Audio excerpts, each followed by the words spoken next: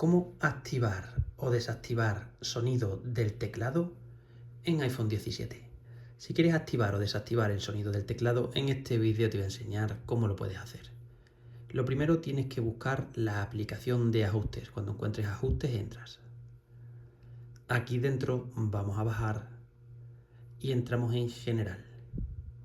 Cuando estés dentro de general, bajas y entras en el apartado de teclado.